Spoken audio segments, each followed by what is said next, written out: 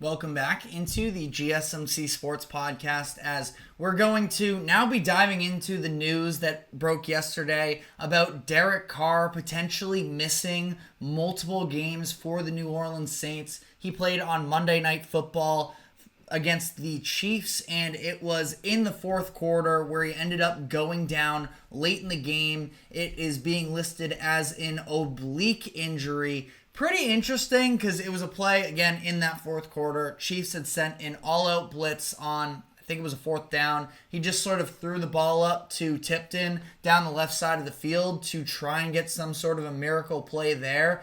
And, I mean, there was definitely contact. It seems like it was more of a non-contact type of injury, though, in his oblique, and had me wondering a little bit whether or not he was dealing with that injury throughout the course of the game and that he just exacerbated it, because there were a number of those weird leaning off-platform, off-the-back foot throws that he had throughout the course of the game that I thought were reckless, but I wonder also if it was for the sake of trying to, I don't know, avoid some sort of contact or movement that made it worse. But either way, Carr is going to be out for at least a couple weeks, according to Ian Rappaport of NFL Network. So ultimately now, the Saints are 2-3. They are in a division that is very winnable still, because as we talked about after that game on yesterday morning, we discussed that I don't think that anybody in that NFC South is particularly good ultimately. So, you know, you have the Buccaneers and the Falcons both at 3-2. The Saints are at 2-3, and then Panthers, of course, exist. But, you know, either way, none of those teams move me all too much. So the Saints are very much still in this conversation. That being said, though, interesting decision here coming up, because coming out of that Kansas City game, they decided to put in Jake Haener to take over for Derek Carr, and he really didn't provide much optimism whatsoever in that game. Completed just 2 of 7 passes, and it sounds like the Saints are leaning towards going with rookie quarterback Spencer Rattler to take over, at least in the time being. And this is a bit of, I wouldn't say it's a massive surprise necessarily, because Spencer Rattler is somebody that has upside at the end of the day, was a 5th round pick for the Saints. I think I said 6th round earlier in the show, but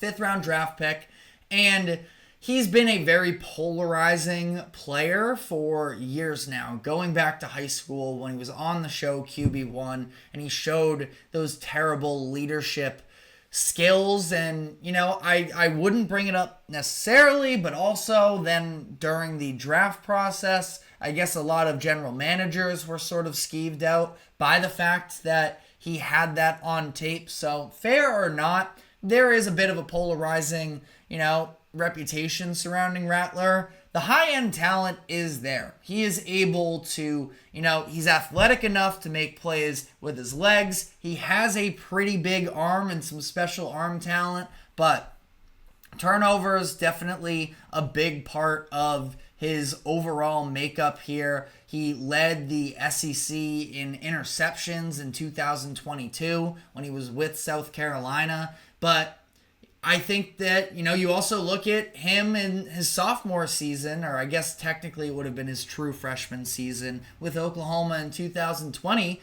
where he led the Big 12 in passing yards, passing touchdowns, a number of, you know, big-time important stats. So, again, polarizing prospect. Now he steps into this Saints offense that, I keep in mind, I don't think that there is all that much potential for him taking over the quarterback position, but with the Saints on a little bit of a disappointing streak here through these past 3 weeks, losing all 3 in the offense, looking mediocre at best, that I think it's fair to at least raise the question of what happens if Spencer Rattler does show up for the Saints, because The Saints, like I mentioned, I don't think that they have great depth necessarily, but they do have weapons. Chris Olave is one of the top wide receivers in the NFL, somebody who can get it done with just finding a way open. I know he struggled this past weekend against the Chiefs, matched up against Trent McDuffie. That is a very tough matchup. Chris Olave, the majority of the time, though, is going to get himself open and is going to give Rattler opportunities for, 5-yard, 10-yard, 15-yard completions down the field, that he's an option for them. Ideally, the Saints can develop more of a rushing attack once again. I believe that Ruiz, their starting offensive guard, at least has a possibility of returning at some point. It was Eric McCoy was put on IR, I believe, expected to miss about 6 to 8 weeks, I think is what I saw from the initial timeline. Cesar Ruiz, their starting offensive guard, he isn't on IR, I believe, so maybe he could find a way to get back in, which would be huge, because really the point that I'm getting at here is the Saints need to be able to reestablish the run. That's what was working for them so well in the first couple weeks. Helped them set up play action passes downfield, where Carr did a lot of his damage there. And Kamara hasn't been bad these past few weeks. I mean, you look at 87 rushing yards against the Eagles, 77 rushing yards against the Falcons. So it's not like it's gone away altogether, but it hasn't been quite as threatening of an attack, and I think it's really hurt the passing game as well, because Derek Carr is somebody who thrives so much off of play action that, you look at the way that the Saints were able to move the ball on the ground a little bit more those first couple weeks, and that they were just punching opposing players in the mouth essentially in the trenches there. And since they haven't been able to do that since, it's put more pressure on Derek Carr, and we've gotten a little bit more of an erratic version of him. Now you have Spencer Rattler, who I do think has erratic tendencies at time, where he does have this history of being turnover prone going back to college.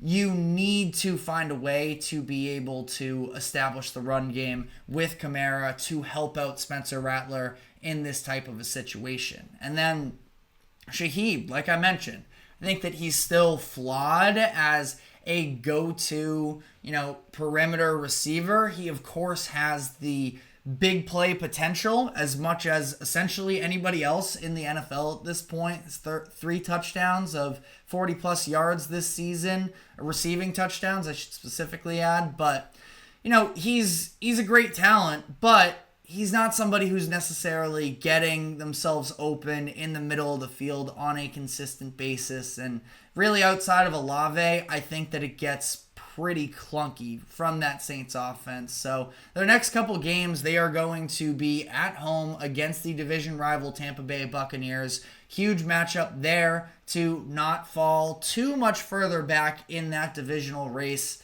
The Buccaneers are definitely going to be favored in this game. I'm sure there are betting lines somewhere out there right now where, it looks like on ESPN Bet, the Buccaneers are 3.5-point favorites. And then it's a very interesting Thursday night football game against the Denver Broncos, where it's a little Sean Payton revenge game. He's probably been, looking ahead to this date on the calendar a little bit closer than some of these other ones. So you feel like he's probably going to be prepared. And now all of a sudden he has a defense that is playing like at minimum a top 10, probably a top 5 defense in the league through the first 5 weeks of the season. So, neither one of those are easy games for Rattler to sort of jump into the fire. Now, he's sort of been there, at least to some degree, before, especially those final seasons at South Carolina, where,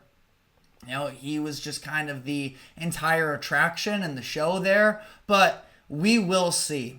I don't feel great about the Saints. I did the panic meter yesterday, which for those of you who don't watch frequently here with us, on a scale of 1 to 10, 1 being not worried, 10 being hitting the panic button. We usually talk about some of the teams that lost from this past weekend.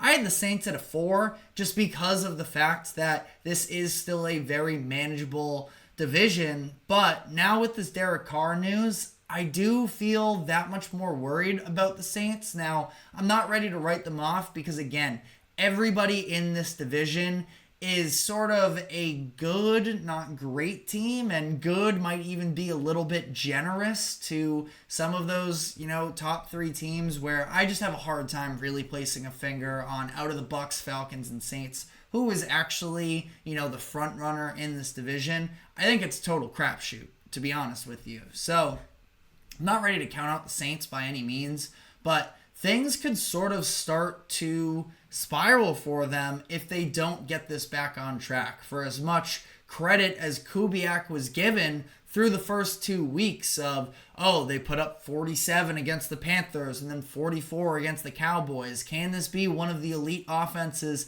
in the NFL? The answer definitely appears to be no at this current point. And I feel like there are ways to at least get back on track to some degree. But, this is not an organization right now or an infrastructure with their roster. Like, again, I think they're fine. I think they have talent on both sides of the ball. But I don't know if I can fully get there with this team. I think that they are probably destined for another, just below 500 season. I think they finished last season 9-8, so shouldn't say another like that. They did finish 9-8, but I feel like this is just sort of another huge hit. The fact that Derek Carr is out, another huge hit to this Saints organization, and I think it's going to look really rough for Spencer Rattler out of the gates. We saw that with a number of the other quarterbacks that, looked pretty good in preseason, like a Bo Nix and like a Caleb Williams, where it took a little bit of time to get their footing. Now they're doing better. I don't think Spencer Rattler is going to have all that long of a leash, but let me know what your thoughts are in the comment section, as now I want to dive into sort of a little bit of a follow-up from the news that Robert Saleh was just fired as of yesterday morning, talking about some of the other coaches in the NFL who could potentially be fired either mid-season or at the end of the year. So I'm going to be running through a list of five coaches that could be fired in the near future and just sort of gauge how hot the seat is for them. So we're going to be diving into that. But before we do so, we are going to take a quick break. Do not go anywhere. We will be right back.